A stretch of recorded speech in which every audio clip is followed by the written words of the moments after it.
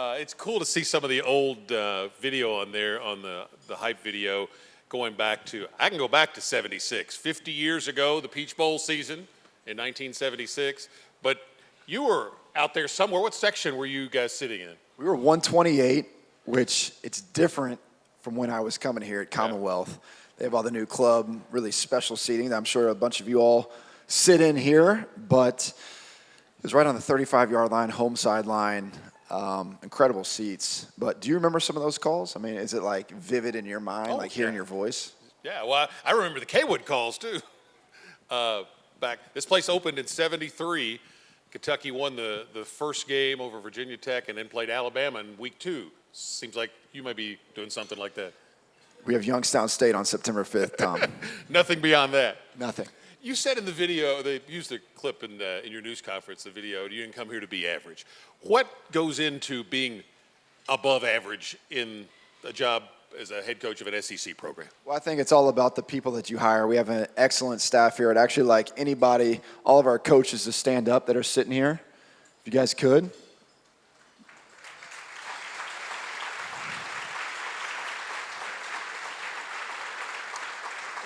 So I think first and foremost, we hired elite men and women in our organization to drive our process. And the one thing that can make our process great as well is having great players.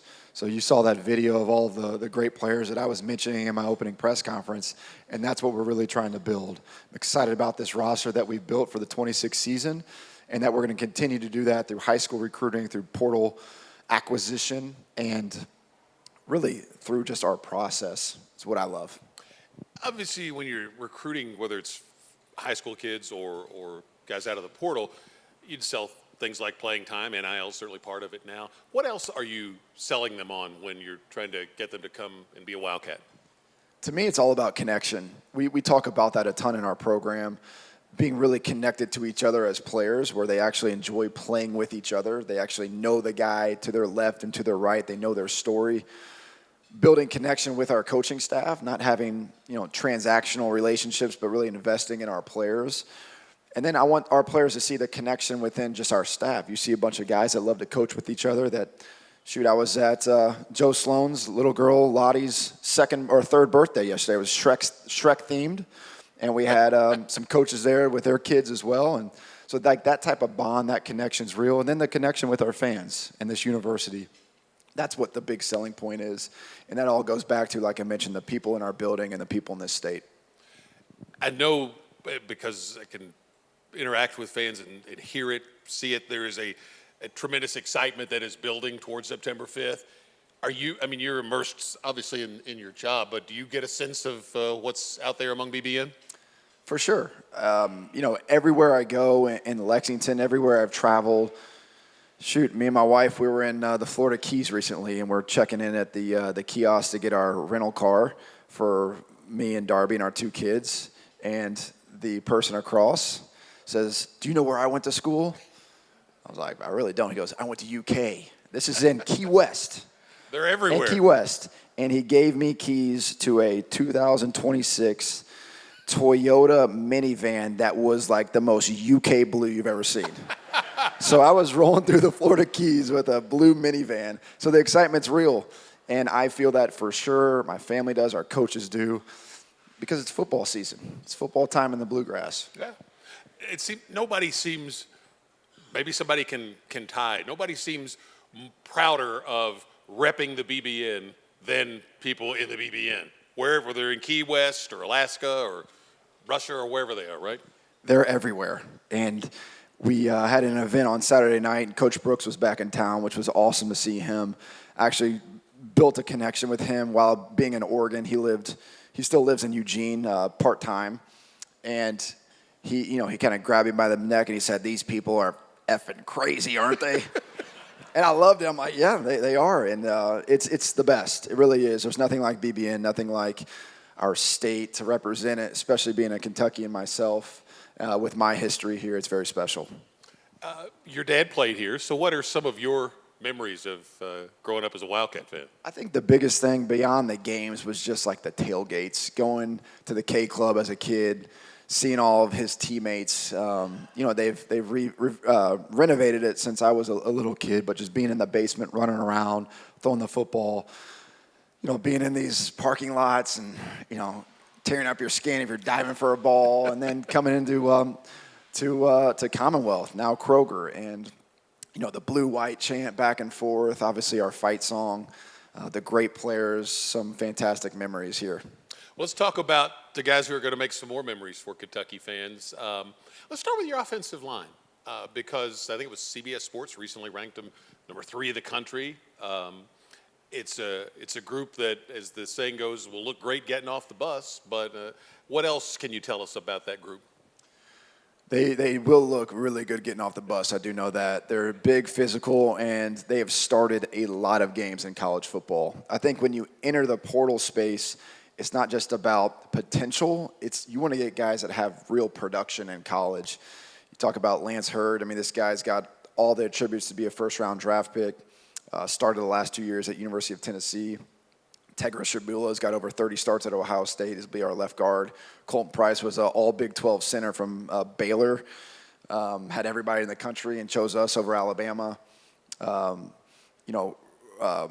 Right guard, we have Big Olas, another kid. You're going to see him out there. He's got the long, blonde, very, very blonde hair because he's from Finland. But he played at Alabama before, and I think he played in 20 to 25 games at Alabama. Then one of my favorite people that we retained was Malachi Wood. Really excited about him and what he's going to give us from a production standpoint and just a size and physicality. So we have other players that we went after as well.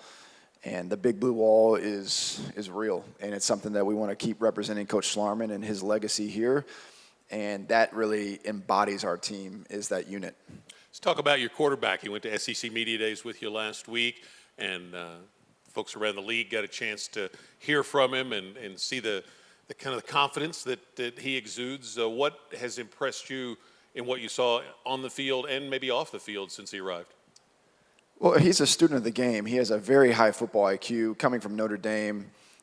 Joe Sloan and I and other guys on our staff have a ton of respect for that program and the guys that coached him prior to being here at Kentucky.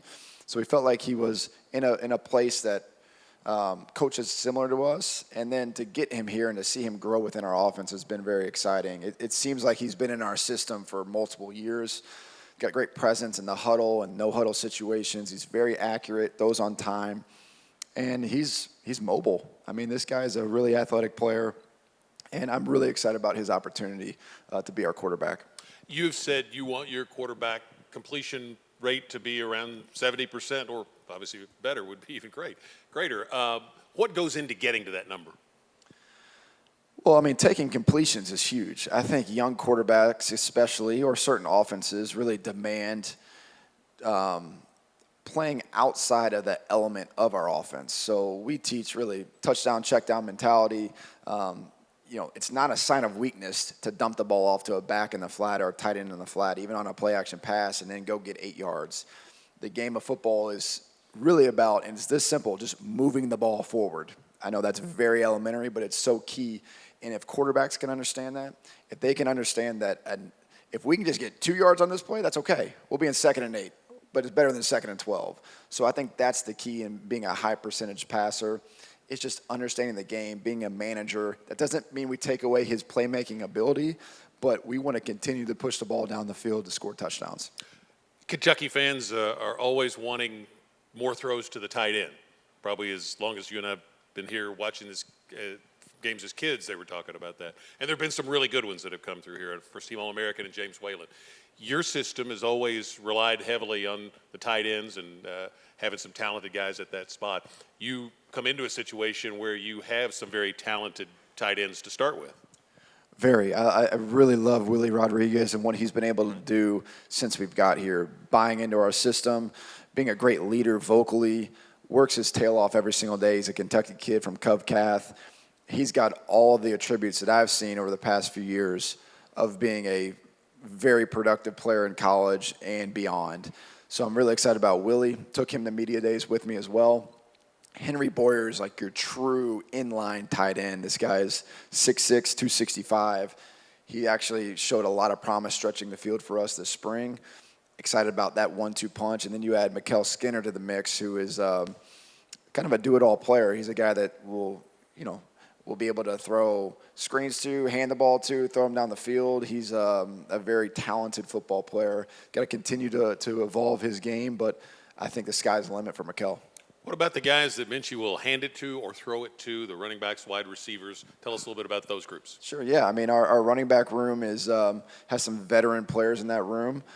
Excited about them continuing to build their strength and their health throughout this camp. It's a very violent game, as we know, and the running back position in our offense has really blossomed, I would say, over the past 4 or 5 years with multiple back sets, and we want to utilize those guys' talents, not just handing them the ball, but throwing the ball out of the backfield. Our receivers are young, unproven, but I think their potential is through the roof. So I'm excited about that group. And, the best is yet to come for, I think, both those groups. On the offensive side, how did your philosophy evolve to where it is now from guys that either you played for, worked with, et cetera? Yeah, I mean, I played in like the West Coast system, so I think it really derives from that. I never got a chance. We were talking about the air raid earlier. I never really had a chance to be in that system, but I was in the spread, what you see Tennessee doing with Heupel, which is all derived from Art Briles. I've been in that system as well at Texas.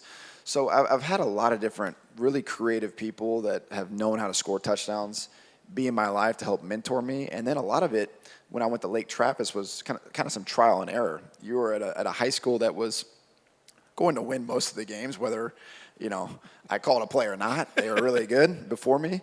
And so I was able to test some different things. And but yeah, I mean, I have influences from a lot of people, and I'm really excited about the staff that we built here on offense because there's a lot of great minds in that room, and we were able to build what we believe is going to be a really fun offense to watch. So go over to the defensive side of the ball and talk about some of those position groups and that side.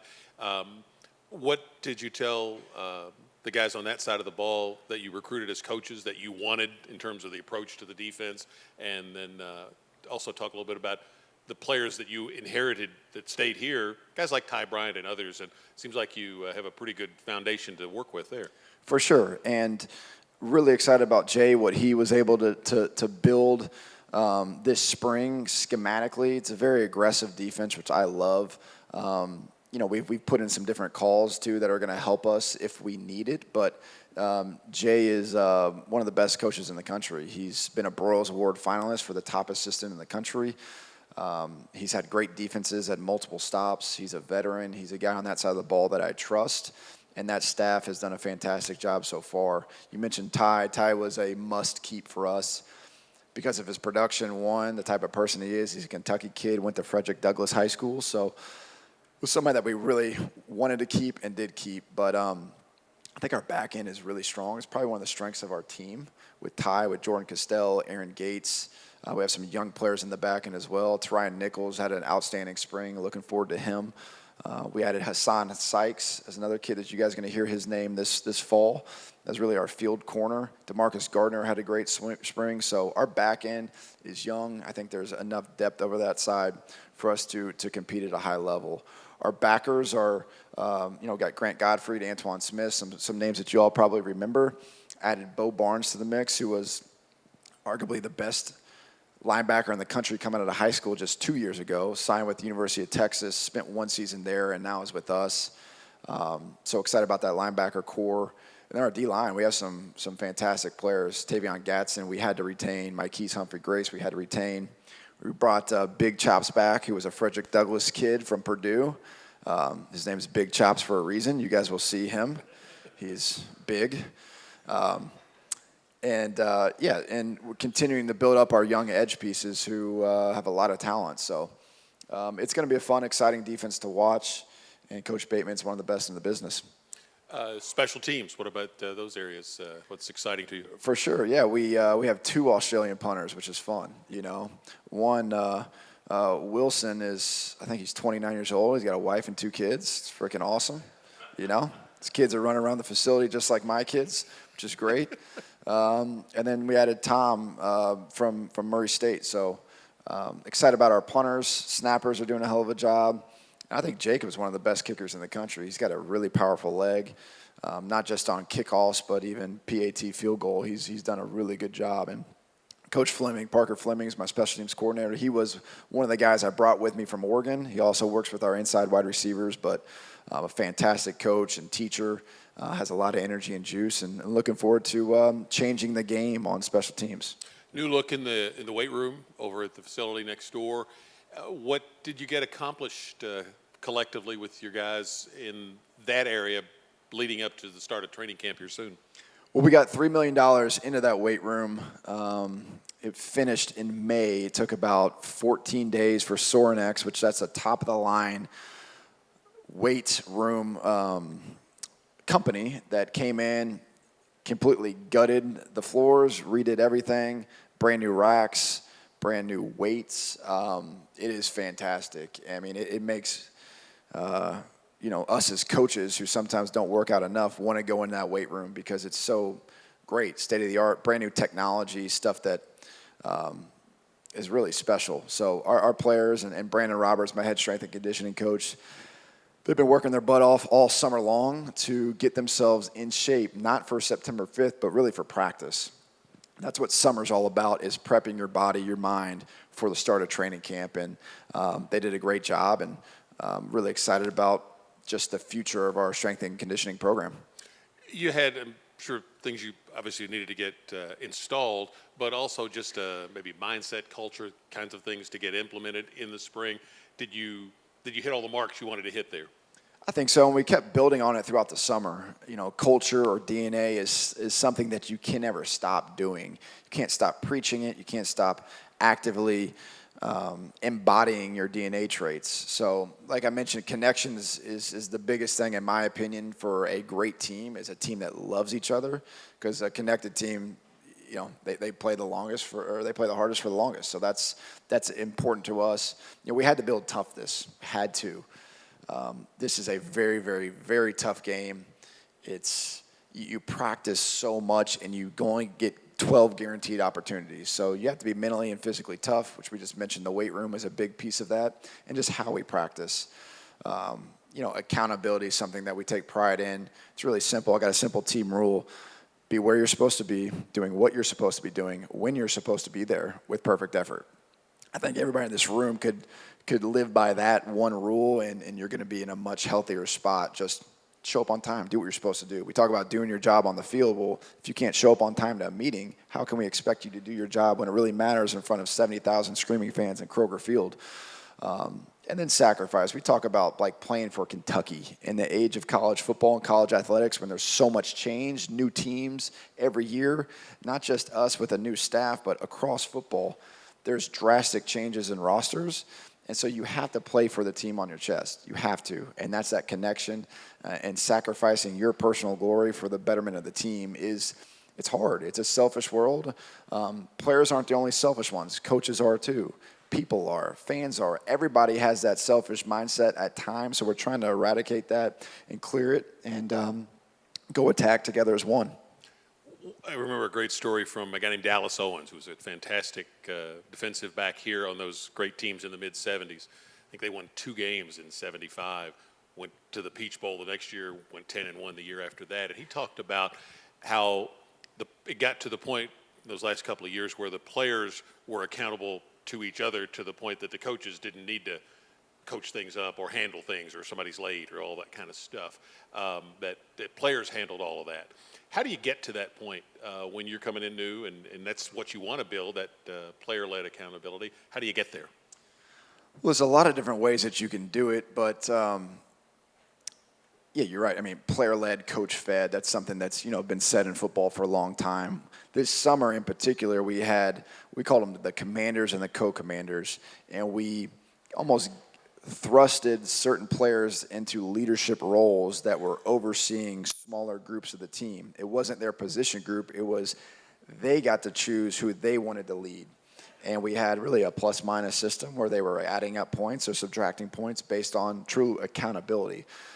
Not just performance on the field, but showing up on time, cleaning up after yourself. Some very simple tasks that we all believe are very simple in this room.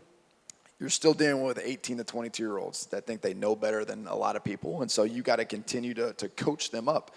And so the commanders and co-commanders, I thought, was a great way for us to create a player-led program or team within the summer while coaches are really taking their time with their family over the last 4 weeks to get their minds right for the season.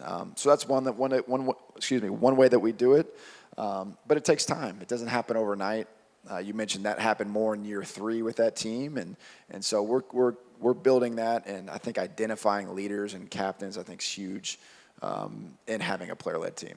Comfortable with the level of that you see and sense among your group in terms of leadership? I am. I mean, these guys have really just opened up their chest to us since we got here. You know, they were very enthusiastic about, this staff coming in, and I haven't felt really one bit of pushback, and that's very uncommon, I think. And it goes back to us as coaches diving into these players' lives, knowing them before you just go out there and coach them hard. They got to know that you love them. They have to, and that takes time. It's not something that happens overnight, and we're always preaching it, doing it, and we'll continue to do that throughout fall camp, leading up to our games and this whole season. It's a week from today, I guess it'll be media day, and then I think you said guys will have a couple of days of doing some walkthroughs and things, but later next week, you'll get on the practice field for the first time. So what, in your mind, needs to get accomplished? What are the boxes you need to check before September 5th? Well, I mean, we're still, I was talking to my coaches earlier, organizing a football practice and a football schedule and fall camp layout, it's like a 10,000-piece puzzle that you just can never find like this piece. There's everywhere. So it's like, how do we logistically operate? And that's my job, and that's what I've been doing with Josh Pruitt, my DFO, and Courtney Love, our director of player development, and our staff is building the best plan possible for us to get the work that we need in terms of just practice reps, while also taking care of our bodies, while also creating mental and physical toughness. So it's like you're trying to take care of them, get them to the games, but you're also trying to callous their body and their bones for contact. So there's a lot of things in football. That's why it is very difficult because of our game. It's very violent, as we all know. And so getting all that tuned up, which I believe we're about 99.9% done. My coaches and I, we're going to go on a little staff retreat the middle of this week to have some fellowship and some connection ourselves, while also just kind of setting the tone for us leading into this season. And then I'm going to have a team event on Saturday at my house, bring them over, swim, and connect more. And then Monday we'll start media day. And next Thursday is our first true practice. So it's here. I mean, it's not like it's here already. I think we feel that as coaches, and it's very exciting. You sat out there and listened to all the building excitement of a pregame. The band's on the field, and the team comes on the field, and the fans are standing up and cheering, and all of that. And you were one of them, standing up and cheering. Have you allowed yourself to think ahead to what it's going to be like on September 5th to be the guy that's coming out with the University of Kentucky football team? I don't know if I have, but I haven't like gone into that moment yet. I'm seriously not trying to be a coach speak right now. I'm so like laser focused on the day, and I'm laser focused on, we got a staff meeting today at 4, and after that I'm going to call all of our commits with Aaron Love, who's our director of recruiting, and make sure that I'm dialed on today. But I know that moment's going to be special. It's going to be very unique.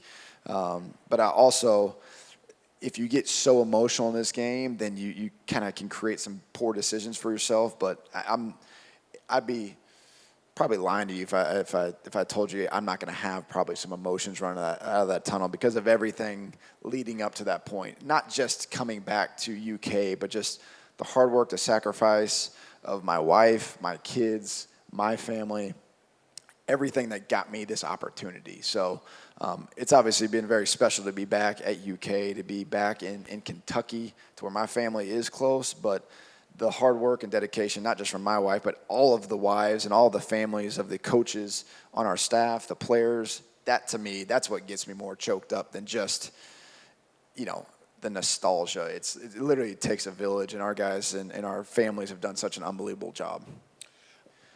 I don't know if I remember exactly when I was like, I want to be a head coach. I think when you get into this profession, especially early on, you're just trying to kind of survive. I was telling a younger coach just 2 days ago, we were talking about he was in his first year coaching last year. I said, part of this is just sticking to it, man, and like outlasting people. I think that's true in life too. I mean, so many people want to quit and give up at the first thing of adversity. This is a hard job, and it doesn't happen easily. It doesn't happen often. And we get to coach Division I football at UK. This is an incredible opportunity. And if you just stick to it, I don't know if that's just a walk-on mentality, just sticking through the process.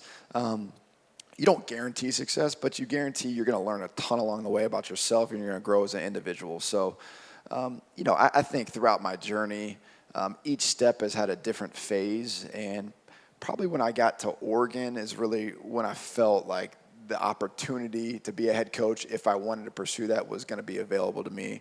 And it really is because of the winning. When you win, there's enough for everybody. When you don't win, there's not enough for anybody. So the fun is definitely in the winning, and building this culture, building the DNA of our team is what we're working on every single day.